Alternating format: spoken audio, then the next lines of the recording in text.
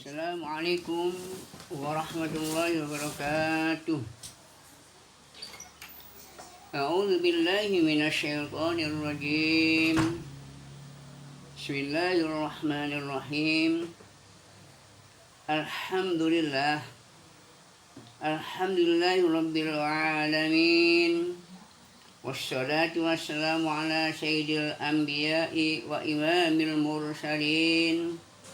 Wa ala alihi wa sahabatihi wa man tabi'ahum bi ihsanin ila yaumiddin, amma ba'du. Qala Allah ta'ala fil Qur'anil 'azim. A'udzu billahi minasyaitonir rajim. Bismillahirrahmanirrahim. Fa'alhamaha fujuraha wa taqwaha. Qad aflaha man zakkaha wa qad khaba man dassaha. Al-ayah. Sadaqallahul azim. Yang kami hormati sandiwan sandiwati rahimakumullah,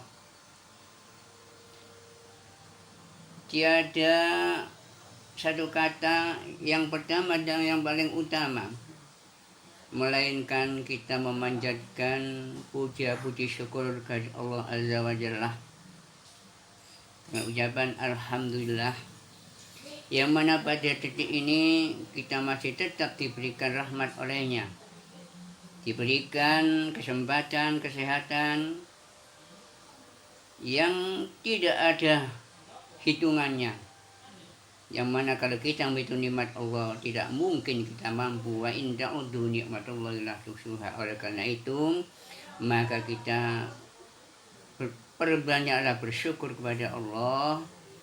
Mudah-mudahan kita dibimbingnya sehingga kita menjadi hamba Allah yang pandai-pandai bersyukur kepadanya. Sandiwan sandiwati rahimakumullah, semogalah salat serta salam tetap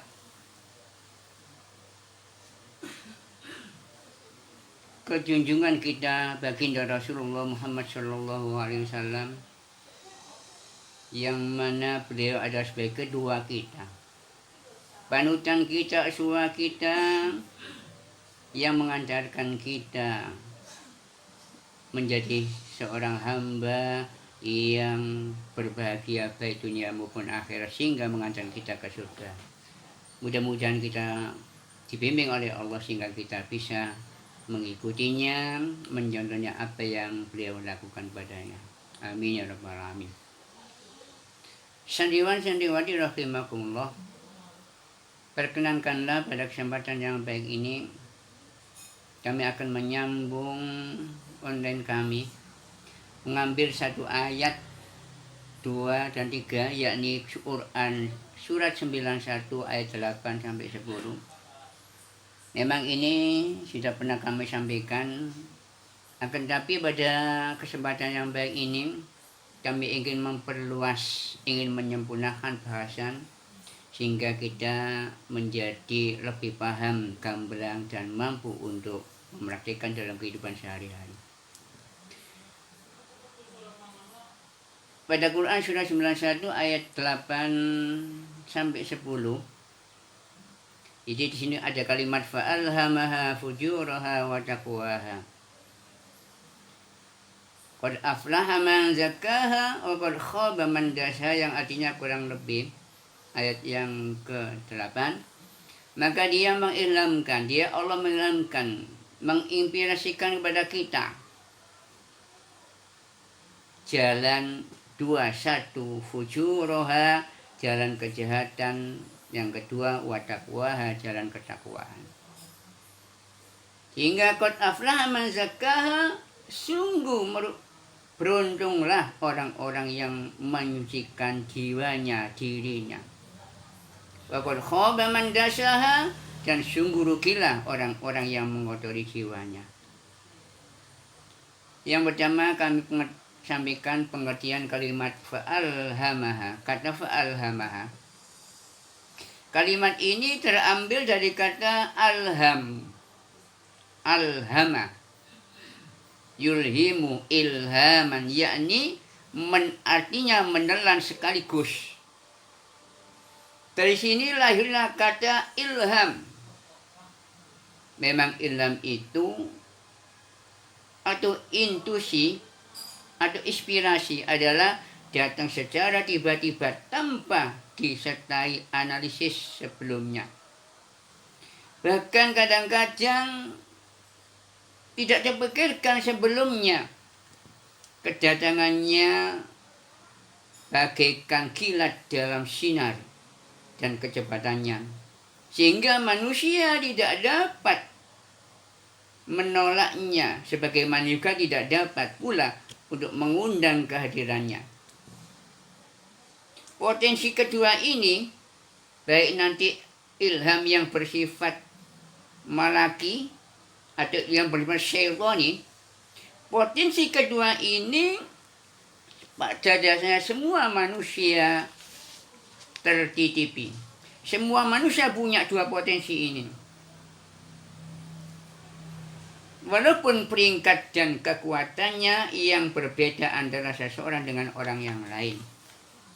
Jadi tidak mungkin Allah hanya menitipkan satu ilham malaki saja. Kalau ilham malaki saja, maka jelas padahal manusia ini diciptakan oleh Allah untuk di bumi, untuk apa? Memakmurkannya. Sehingga tidak mungkin kalau hanya sifat malaki saja. Karena malaikat itu tentunya ya tidak laki, tidak perempuan, sehingga tidak akan bisa berkembang. Tidak butuh makan, tidak butuh minum, tidak tidur, dan seterusnya. Demikian juga kalau hanya ilham sifat syaitani, fujur saja, maka hancurlah bumi ini. Karena apa? Karena manusia akan melakukan hanya kejahatan saja. Sehingga Allah selalu memberikan kedua-duanya, antara ilham bersifat malaki dan ilham bersifat syaitani. Sehingga kedua ilham ini akan tarik ulur. Mana yang menang? Bisa jadi yang menang nanti ilham bersifat malaki, berarti dia menjadi hamba Allah yang baik. Tapi ilham bersifat syaitani yang menguasainya, maka dia seperti perbuatan setan dan akan mengantarkan ke neraka. Jadi kedua-dua hal ini selalu diberikan oleh Allah kepada manusia. Nah, kata ilham ini dipahami dalam arti pengetahuan yang diperoleh seseorang dalam dirinya tanpa diketahui secara pasti dari mana sumbernya. Seperti serupa orang rasa lapar. Nah, jadi kata ilham ini berbeda dengan wahyu. Kalau wahyu, walaupun termasuk pengetahuan yang diperoleh, namun ia diyakini sumbernya dari Allah Azza wa Jalla. Jelas. Sementara ilham belum pasti dari Allah. Sebagaimana yang pernah disabdakan baginda Rasulullah Muhammad SAW, inna lisyaitani lammatun bibni Adam. Demikian juga walil malaki lammatan. Al-hadis rawahu Tirmidzi. Sesungguhnya setan itu dapat memberi inspirasi, dapat memberi ilham terhadap anak Adam. Demikian juga malaikat pun juga bisa. Hadis riwayat At-Tabrani. Nah, ayat di atas semakna dari kalimat fa'alhama fujuraha wa taqwaha dan seterusnya, semakna dengan Quran surat Al-Balad ayat 90 ayat 10, wa hadainahun najdain, dan kami Allah mengatakan telah menunjukkan kepadanya, kepada manusia dua jalan. Jalan apa itu? Kebajikan dan kejahatan. Jadi Allah menyiapkan dua jalur. Jalur ke surga dan jalur ke neraka. Termasuk juga dalam surat Al-Insan surat 76 ayat 3. Inna hadainahu sabila. Satu, imma syakiron wa imma kafuron. Sesungguhnya Allah mengatakan kami telah menunjukkan jalan yang lurus.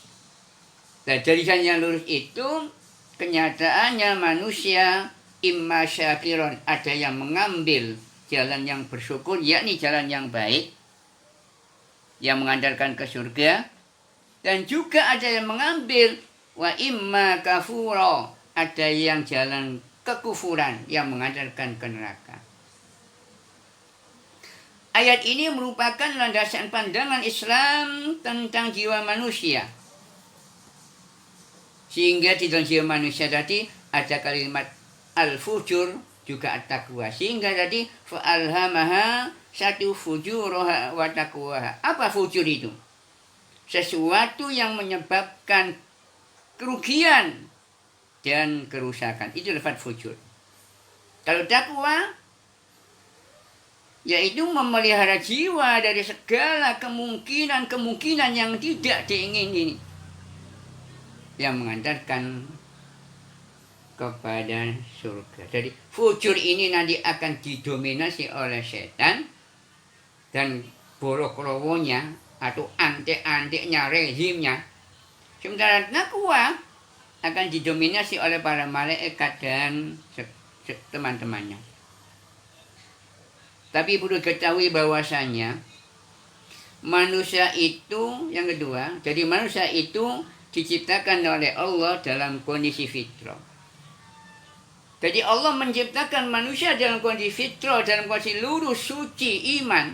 Tapi Allah tetap menyediakan dua jalur, jalur yang baik dan jalur yang jelek. Karena Allah Maha Tahu, tidak semua manusia nalurinya siap untuk berbuat baik seterusnya. Tidak demikian juga. Juga ada kalanya tidak semua manusia nalurinya berbuat jahat. Sehingga kedua-duanya ini Allah telah memfasilitasi. Ya.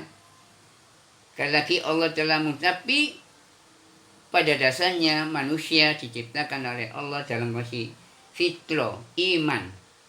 Sebagaimana yang pernah sering kami jelaskan pada Quran surat 7 ayat 172. Ya. Jadi pada waktu Allah menciptakan ruhnya, Allah bertanya kepada makhluknya ruh ini dengan satu pertanyaan, alastu birabbikum, bukankah aku ini Tuhanmu, hai pada ruh? Waktu itu kita menjawabkan bala syahidna, nggih Gusti kau Tuhan kami. Dari sinilah maka semua anak yang dilahirkan nggak peduli dari bapak non-Islam, baik kedua-duanya atau salah satu, jelas dia lahir dalam kondisi fitrah. Apa dasarnya? Hadis Rasulullah riwayat Bukhari Muslim, kullu mauludin yuladu 'alal fitrah.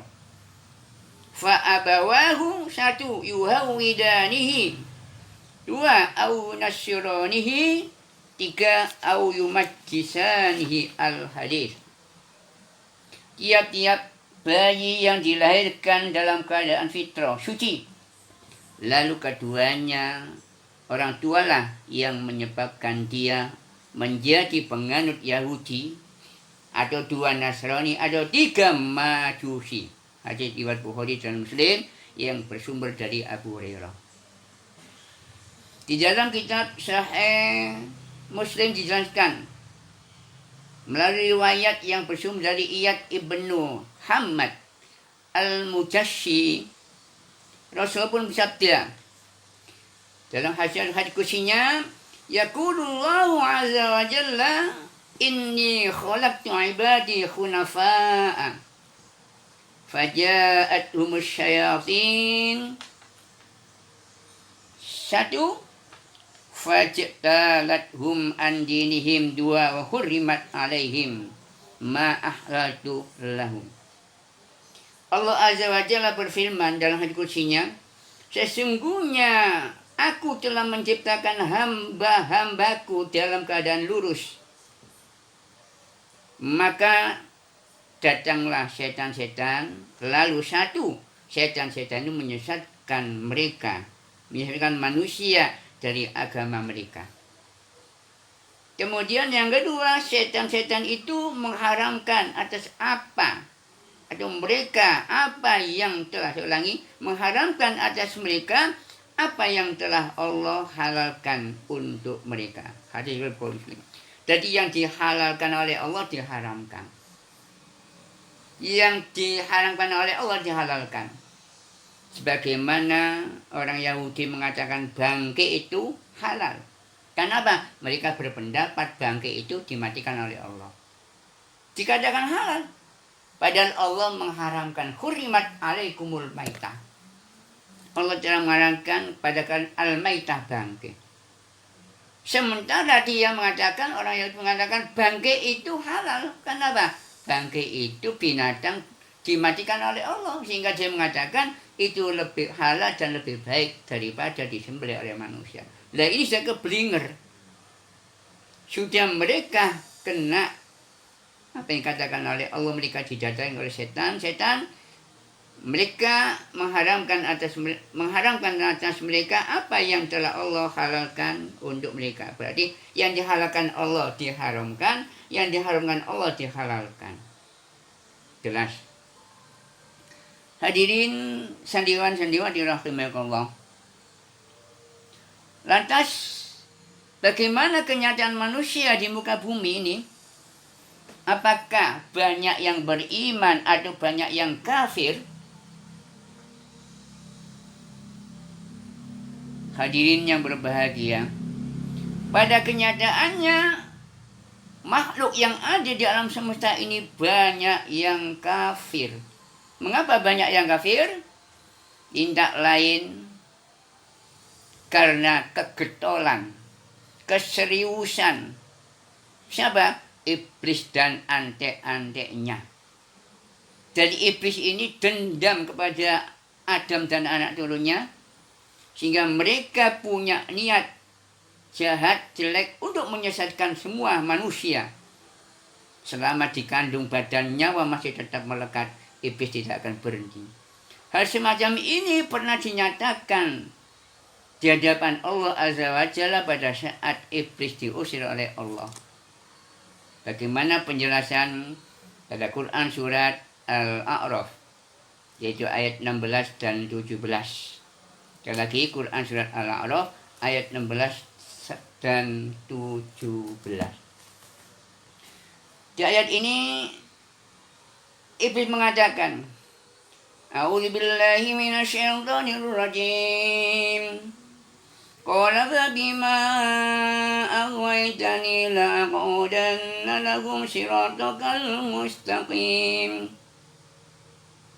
Thumma la'atiyannahum syatu min baini aydihim, 2 wa min khalfihim, 3 wa an aymanihim, 4 wa an syama'ilihim. Apa yang katakan iblis? Wala tajidu aktsarahum syakirin. Jadi iblis mengatakan, karena aku, wahai Tuhan, karena aku telah kau setempel, kau laknat, kau kutuk. Artinya iblis diusir oleh Allah, dikutuk, dilaknat, tidak akan masuk surga. Maka iblis mengatakan di hadapan Allah, "Udanna lahum siratakal mustaqim." Aku akan duduk pada mereka untuk apa? Untuk menyesatkan mereka dari jalan yang lurus. Apa yang dilakukan oleh iblis? Jadi iblis ini berani di hadapan Allah untuk menyesatkan hamba-hambanya. Dan dia mentarget, berani mengatakan kepada Allah, "Hai Tuhan, kau tidak akan menemukan hambamu banyak yang bersyukur." Artinya manusia banyak yang kufur alias kafir.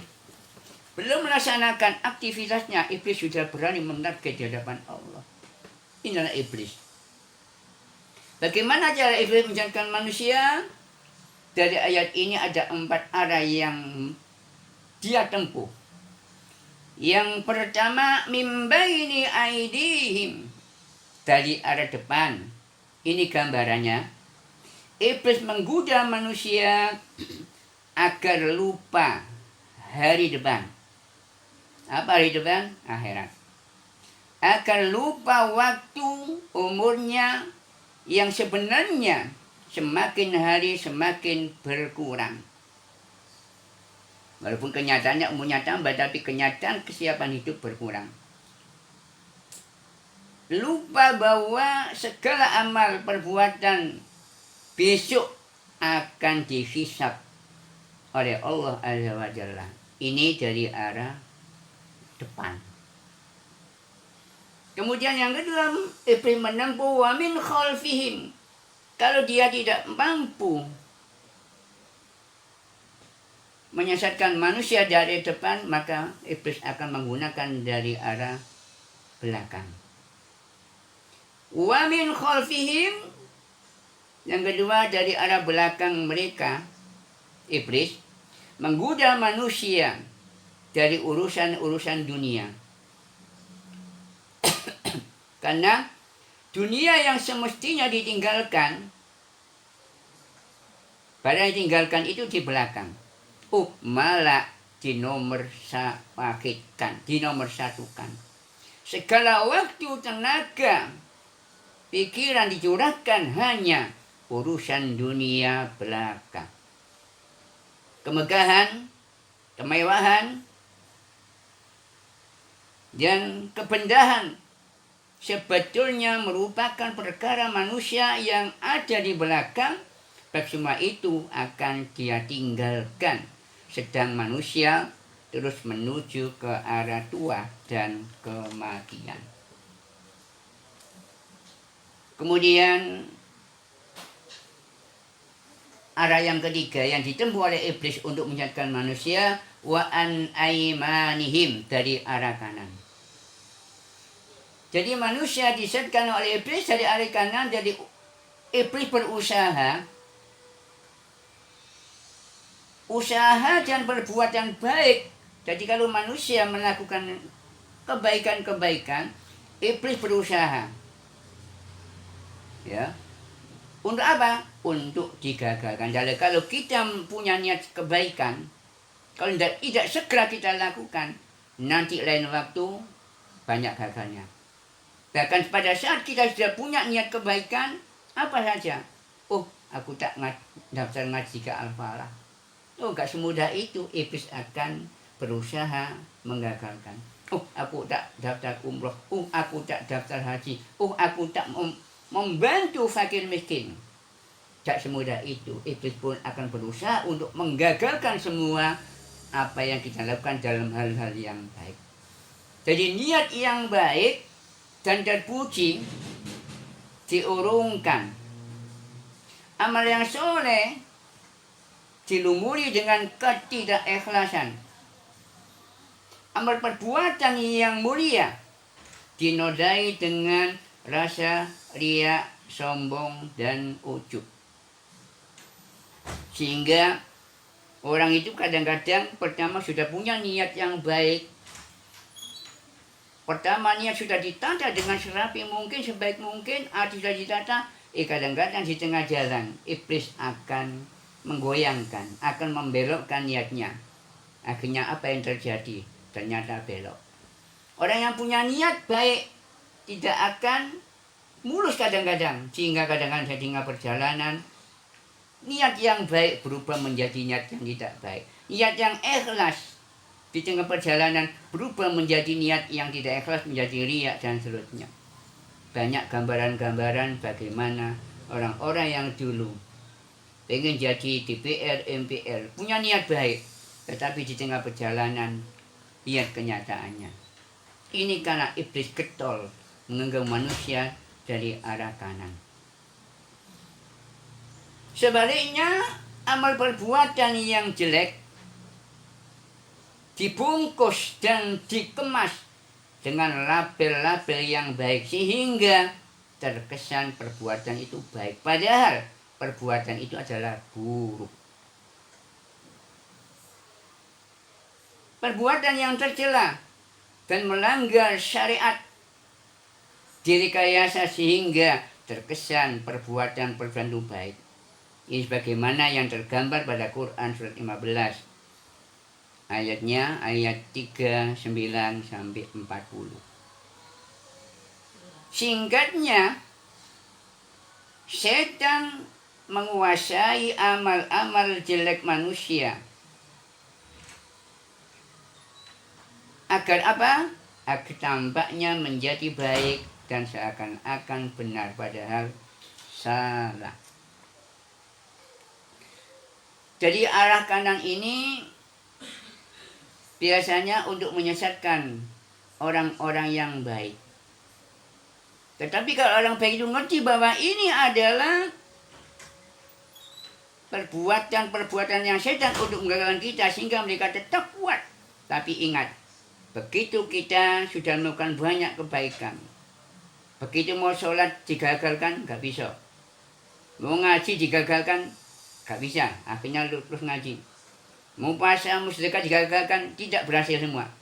Tapi apa yang kata iblis? Ya sudahlah, ngaji terus, sholat terus, sedekah terus, puasa terus. Tapi kalau sudah amal kebaikan sudah menumpuk banyak, istiqomah, maka iblis akan menghancurkan keikhlasan sehingga hatinya akan dibuka untuk mengeluarkan kalimat-kalimat syum'ah, membanggakan kebaikannya, kesombongannya, dan seterusnya. Dalam amal mungkin mengundat-undat dan seterusnya, sehingga keikhlasan hancurlah menjadi riya. Itu cara iblis melakukannya. Yang keempat, iblis menempuh dari arah an-syama'ilihim, dari arah kiri. Ini adalah merupakan iblis menggoda dari arah kejelekan dan kejahatan. Ini biasanya iblis menggoda orang-orang yang tidak begitu mengerti agama, yang mudah untuk disesatkan, sehingga mereka digoda dari arah kiri. Manusia langsung diajak berbuat dosa dan melakukan perbuatan maksiat yang dilarang oleh Allah Azza wa Jalla. Manusia langsung diajak berbuat syirik pada Allah. Dan dari sinilah sehingga kadang-kadang orang miskin itu hatinya digelitik oleh iblis. Kamu itu urip sekali saja kok miskin. Itu temanmu kaya. Dia datang kepada dukun pesugihan. Datanglah ke sana, kamu pasti kaya. Itu kadang-kadang digelitik semacam itu. Sehingga kadal fakru ayakunu kufra, sehingga orang kena kafir lebih mendekati kepada kekufuran. Ini termasuk adalah rekayasa tipu daya. Di sini ada dua arah yang tidak ditempuh oleh iblis, mana arah atas dan arah bawah. Arah atas ini gambaran orang yang betul-betul ya menggantungkan diri kepada Allah dengan ikhlas, maka tidak akan mampu disekan oleh iblis. Demikian dari bawah orang selalu bersujud dengan tunduk khusyuk, betul-betul ikhlas karena Allah, maka iblis tidak akan mampu menyesatkan, sebagaimana pernah kami sampaikan kemarin pada Quran surat ayat 15, surat 15 ayat 39 sampai ayat 44. Yani adalah kembali, tidak kami ulangi lagi. Hadirin yang berbahagia, perlu diketahui memangnya iblis itu apakah makhluk yang tidak takut kepada Allah sehingga dia berani mengatakan untuk menyesatkan hamba-hambanya dari jalan yang lurus.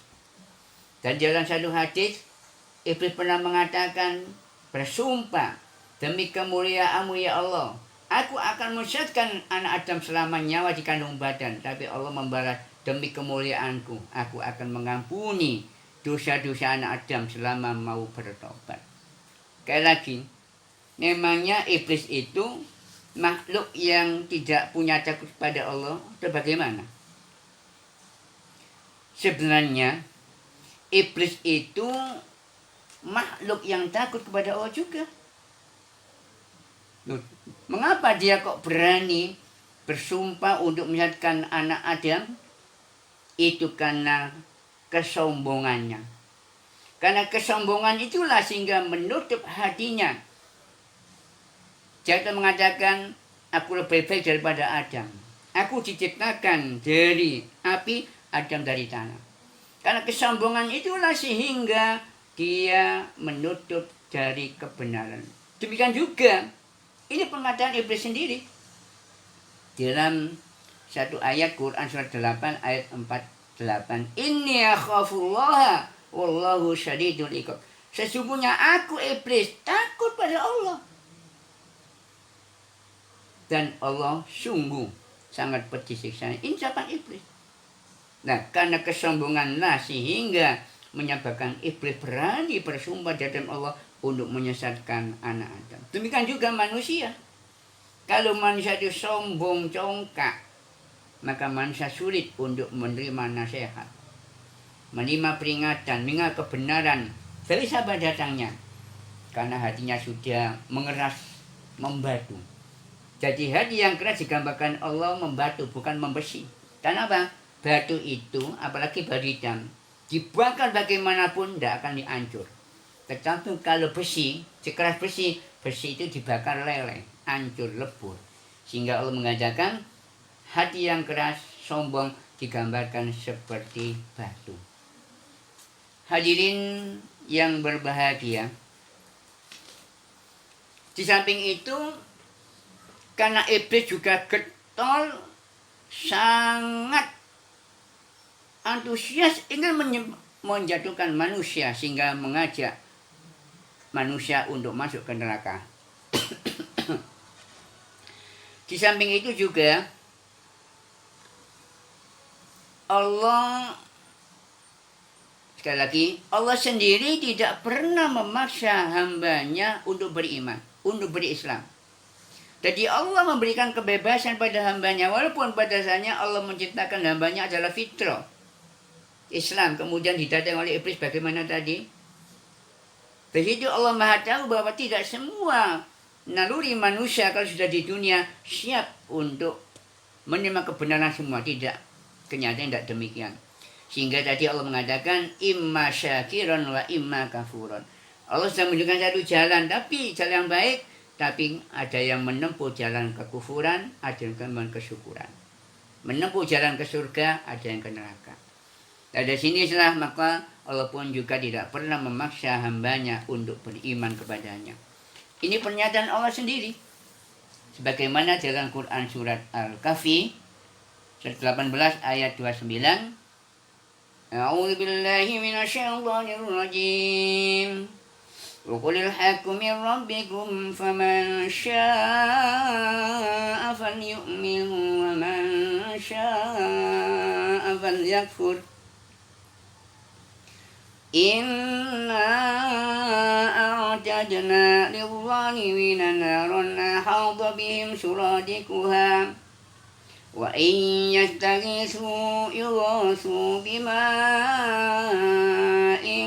kalmuhli yashwil wujuh bi'sa syarab wa sa'at murtafaqa. Dan katakanlah Muhammad, Al-haqqu min rabbikum, kebenaran itu datangnya dari Tuhan kalian, yaitu Allah. Satu, faman sya'a falyu'min, barang siapa menghendaki beriman, maka hendaklah dia beriman. Tapi yang unuh, wa man sya'a falyakfur, barang siapa menghendaki kafir, maka biarlah dia kafir. Jadi Allah memberikan kebebasan. Kalau kamu iman, imanlah. Kalau kamu mau kafir, kafirlah. Yang jelas Allah sudah menyiapkan jalan yang baik. Tetapi kenyataan manusia ada memilih jalan ke neraka, ada jalan yang ke surga. Sekali lagi, manusia diciptakan oleh Allah dalam fitrah. Tetapi manusia kenyataannya ada yang memilih jalan ke neraka, ada yang memilih jalan yang ke surga. Sesungguhnya Allah mengatakan kami telah menyediakan neraka bagi siapa? Orang-orang yang zalim, yang mana gejolak api nerakanya mengepung mereka. Jika mereka meminta pertolongan, meminta minum, mereka akan diberi oleh Allah air. Air apa? Aqua? Tidak. Teh? Tidak tambahan. Yaitu air bersih yang mendidih. Bersih yang mendidih. Kal muhli yashwil wujuh. Besi yang mendidih, yang menghancurkan, menghanguskan wajah. Bi'sa syarab, itulah minuman yang paling buruk. Wasa'at murtafaqo, dan itulah tempat istirahat yang paling jelek. Samping itu juga Allah telah menyampaikan di dalam surah 2 ayat 256, Allah memberikan kebebasan. Kalau kamu mau iman, imanlah. Kalau kafir, kafirlah. Kamu agama Kristen silakan, Hindu silakan, Buddha silakan. Yang jelas la ikraha fiddin. Tidak ada paksaan di dalam menganut agama Islam. Mengapa? Qad tabayyana ar-rusydu minal ghayy. Sesungguhnya telah jelas, terang perbedaan antara qad tabayyana ar-rusydu minal ghayy, antara yang benar dengan yang jahat. Jadi sudah jelas gambaran ke surga dan gambaran ke neraka. Gambaran putih dengan hitam sudah jelas sekali.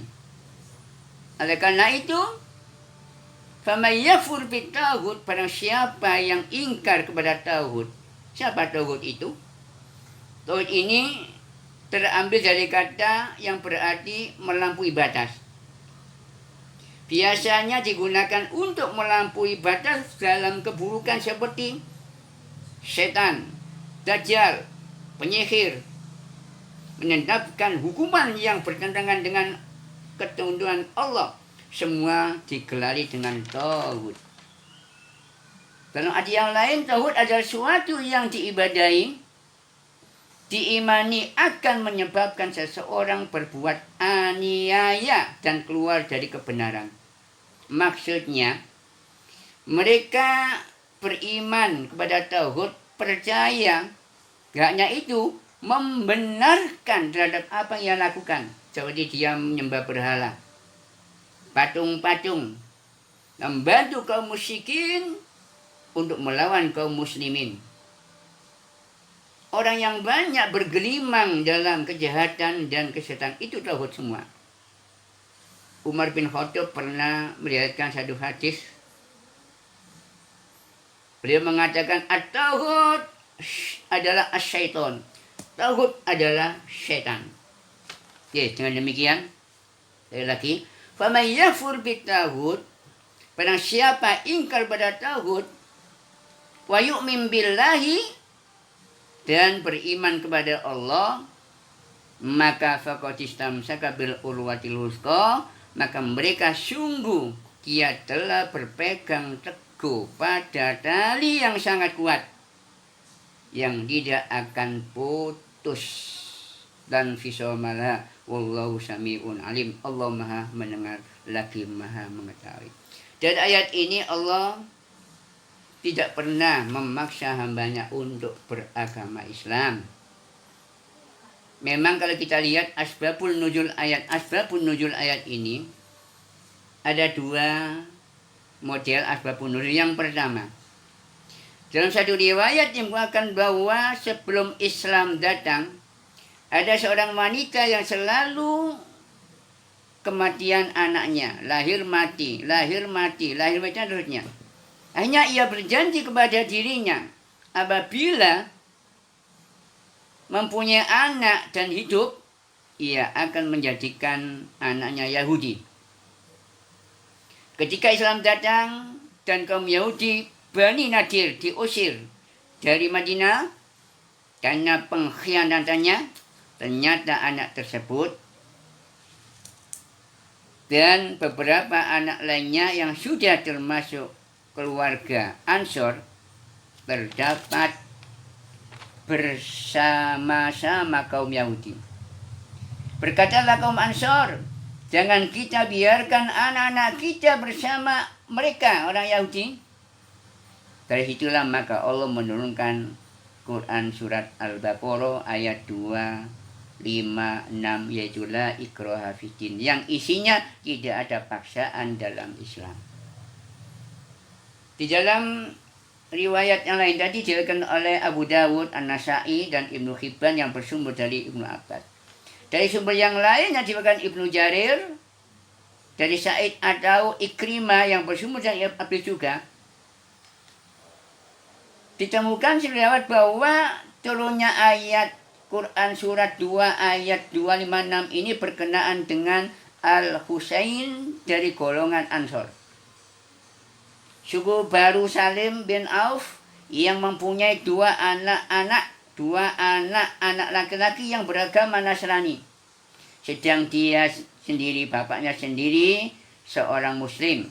Tadi bapaknya sudah masuk Islam, anaknya masih Nasrani. Ia bertanya kepada Rasulullah. Jadi Husain ini bertanya kepada Nabi, "Ya Rasulullah, bolehkah saya paksa kedua anak saya itu, karena saat ini adalah Nasrani, saya paksa mereka karena mereka tidak takut kepadaku, tidak taat kepadaku, dan tetap ingin beragama Nasrani." Jadi anaknya Nasrani mau dipaksa untuk masuk Islam. Dan beliau tanya pada Nabi, apa jawab Nabi? Akhirnya Allah menurunkan jawaban dengan Quran surat Al-Baqarah 256. Artinya, la ikraha fiddin, tidak ada paksaan dalam Islam. Dan dari sinilah sehingga di samping getolnya iblis dan bolok-bolonya, antek-anteknya, rezim-rezimnya, untuk menyesatkan anak Adam dari jalan yang lurus, dan itu sudah diucapkan di hadapan Allah pada waktu dia mau diusir. Di samping itu Allah juga tahu bahwa karakter manusia tidak semua siap untuk menerima kebenaran, menerima kebaikan. Akhirnya Allah memberikan kebebasan. Kamu iman-imanlah, kafir-kafirlah. Yang jelas gambaran Allah telah menyediakan satu jalan yang lurus, tapi kebanyakan mereka banyak mengambil jalan yang kafir. Hadirin yang berbahagia, itulah pada kenyataannya. Lantas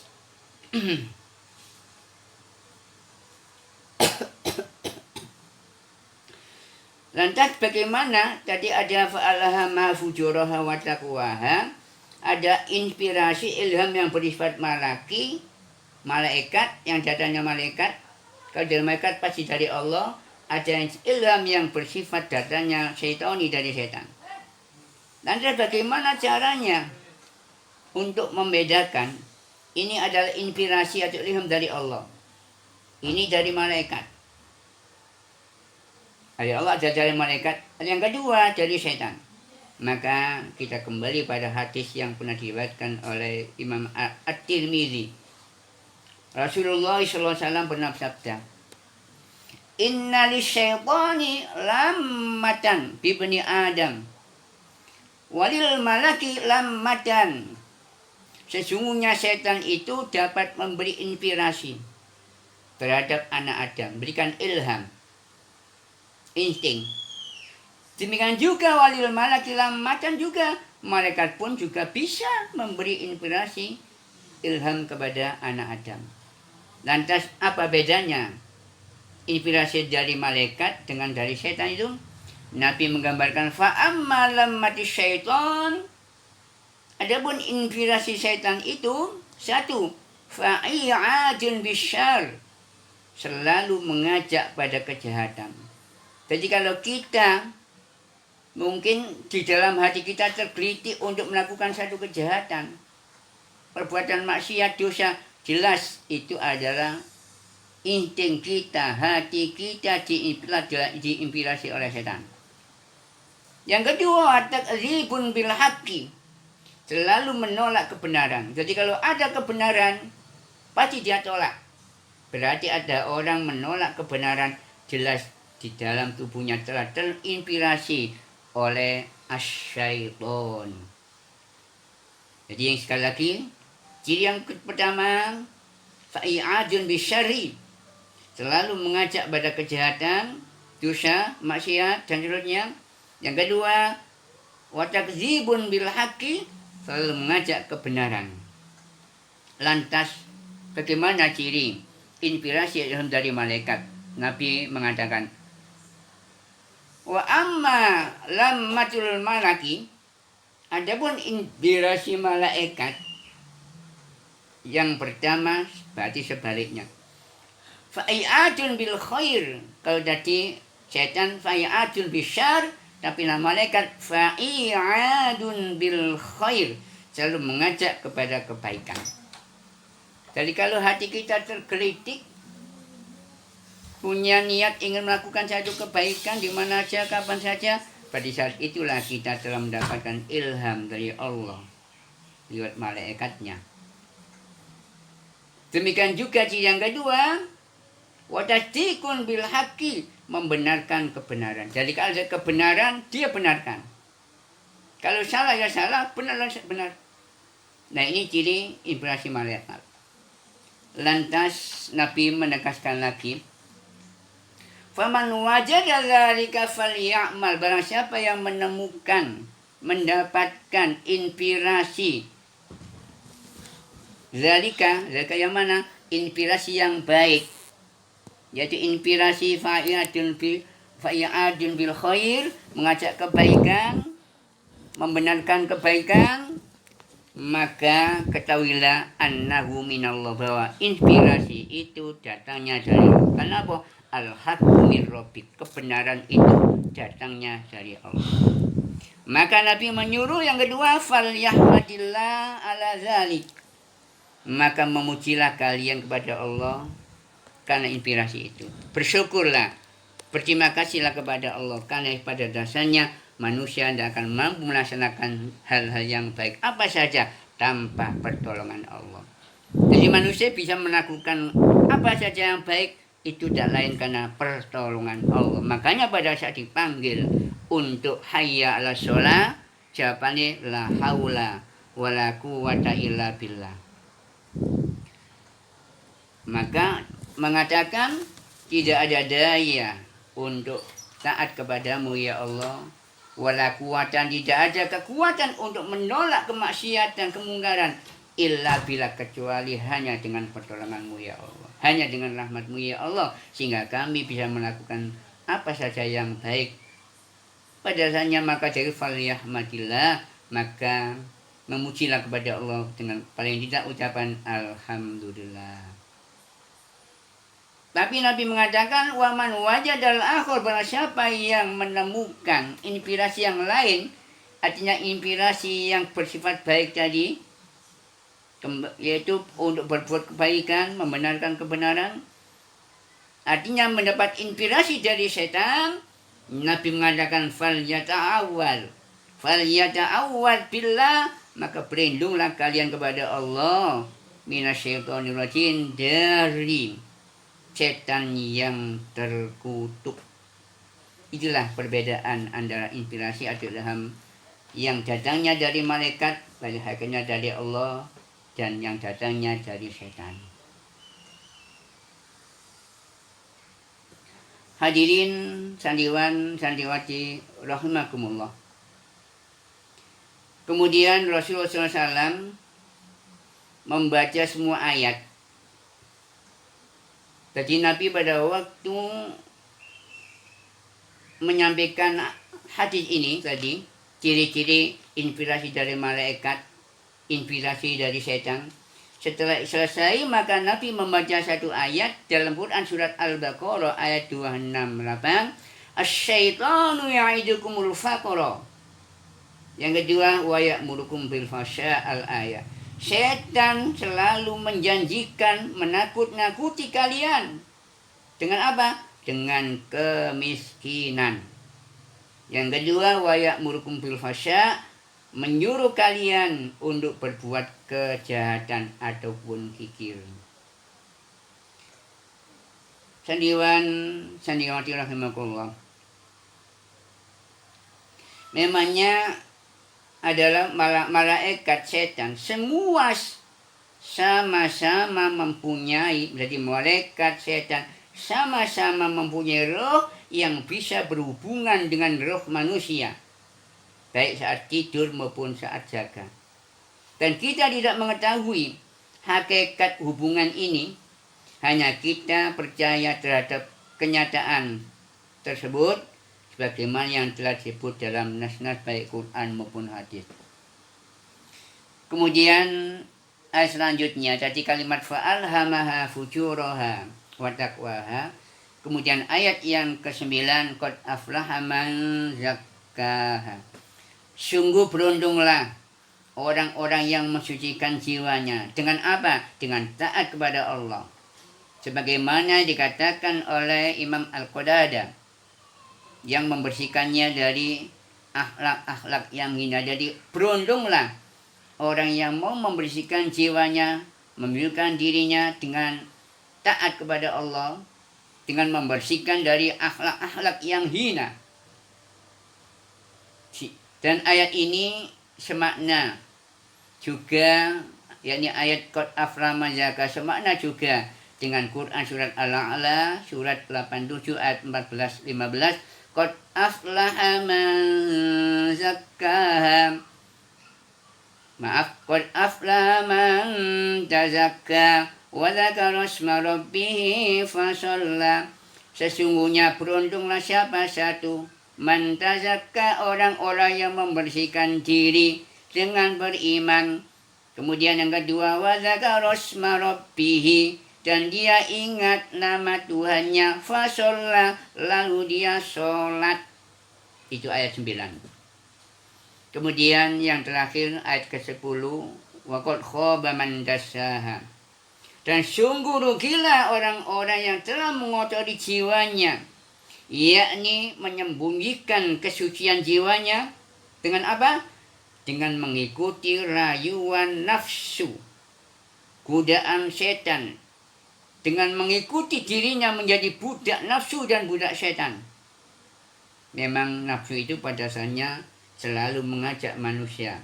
Bagaimana ucapan Nabi Yusuf, wa ma ubarri'u nafsi innan nafsa la'ammaratun bisu'i illa ma rahima rabbi.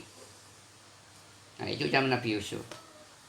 Wa ma ubarri'u nafsi, jadi Nabi Yusuf telah mengatakan, wa ma ubarri'u nafsi innan nafsa la'ammaratun bisu'i illa ma rahima rabbi. Nabi mengatakan, aku wa ma ubarri'u, aku tidak mengatakan bebas. Jadi Nabi mengatakan, aku tidak mengatakan bebas. Insyaallah ini Quran surat Yusuf ayat 53. Wa ma ubarri'u nafsi, dan aku tidak menyatakan diriku bebas dari apa? Dari kesalahan. Pada waktu itu Nabi Yusuf digoda oleh Zulaikha. Mengapa? Innan nafsa la'ammaratun bisu' illa ma rahima rabbi. Karena sesungguhnya nafsu itu selalu mendorong, mengajak kepada kejahatan. Illa ma rahima rabbi, kecuali nafsu yang diberi rahmat oleh Tuhannya. Inna rabbi ghafurur rahim, sesungguhnya Tuhanku Maha Pengampun lagi Maha Penyayang. Quran surat 12 ayat 53. Jadi waqad khaba man dassaha, sungguh rugilah orang yang mengotori dirinya dengan apa? Menyembunyikan kesucian jiwanya. 2, mengikuti rayuan nafsu dan godaan setan. Selanjutnya menghalangi jiwa untuk mencapai kesempurnaan dan kesuciannya dengan melakukan kedurhakaan serta mengotorinya. Hadirin sandiwati rahimakumullah. Ayat qad aflaha man zakkaha wa qad khaba man dassaha dapat juga diartikan beruntunglah orang yang jiwanya dibersihkan oleh Allah. Jadi Allah bersihkan. Dan merugilah orang yang jiwanya ditakdirkan oleh Allah kotor. Sebagaimana yang dikatakan oleh Abi Ibnu Abu Tolha dan Al-Aufi yang bersumber dari Ibnu Abbas. Satu riwayat mengatakan bahwa ia pernah mendengarkan baginda Rasulullah SAW sehubungan dengan makna qad khaba man dassaha. Nabi mengatakan aflahat nafsun zakkaha Allah azza wa jalla. Beruntunglah jiwa orang yang disucikan oleh Allah azza wa jalla.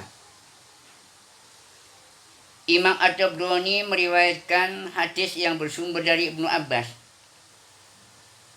Nabi itu bila membaca Quran surat Asy-Syams surat 91 dan tepat pada ayat wa nafsin wa ma sawwaha fa alhamaha fujuraha wa taqwaha.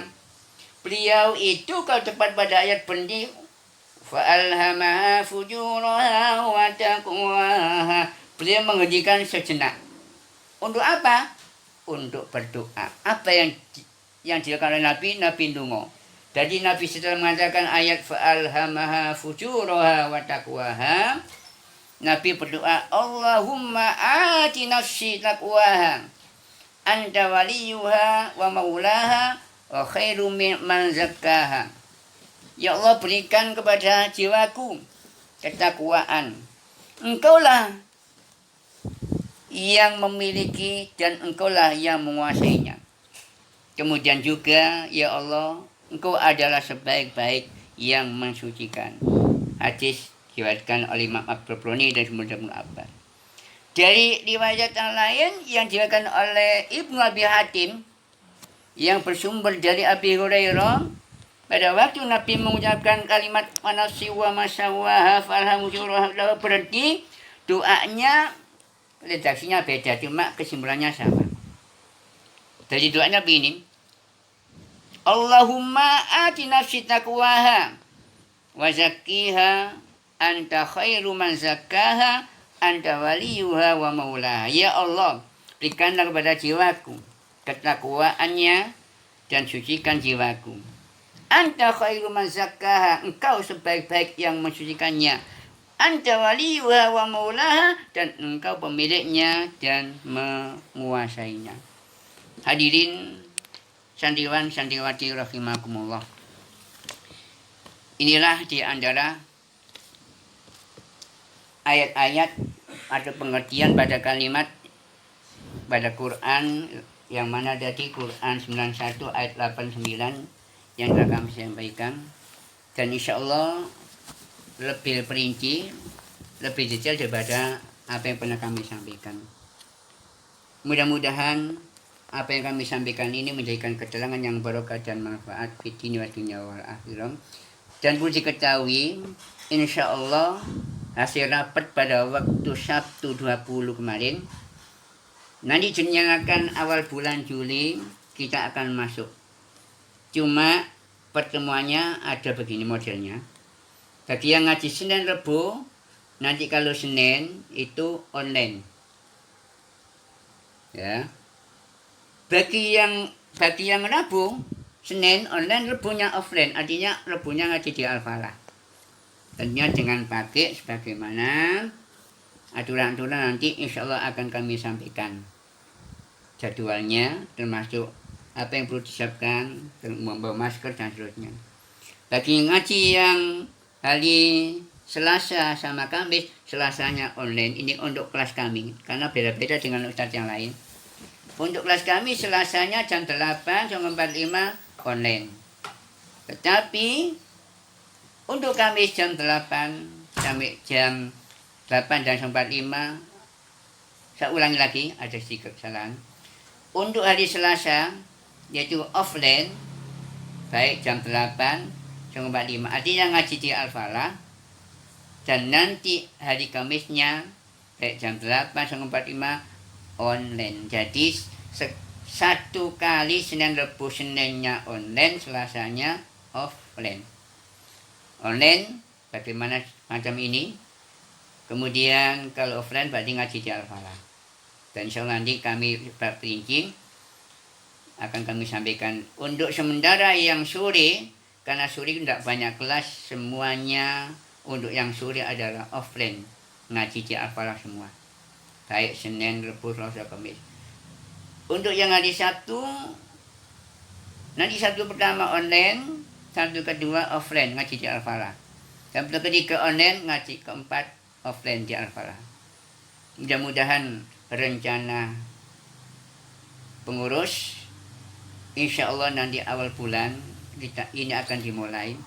Mudah-mudahan Allah memberikan kekuatan, kelancaran, kemudahan, dan kesuksesan dan keselamatan, sehingga kita nanti walaupun tidak sepenuhnya ngaji di Al-Falah, tapi nanti dalam 2 pertemuan, 1 kali di Al-Falah, 1 kali online. Secara terperinci nanti akan kami informasikan kepastiannya tanggal berapa dimulai, dan jatuhnya bagaimana, insya Allah akan kami informasikan selanjutnya. Sekali lagi, terima kasih atas semua perhatian dan mohon maaf atas semua kekurangan. Kita tutup dengan satu doa, subhanakallahumma bihamdika asyhadu an la ilaha illa anta astaghfiruka wa atubu ilaik. Subhana rabbika rabbil izzati amma yasifun.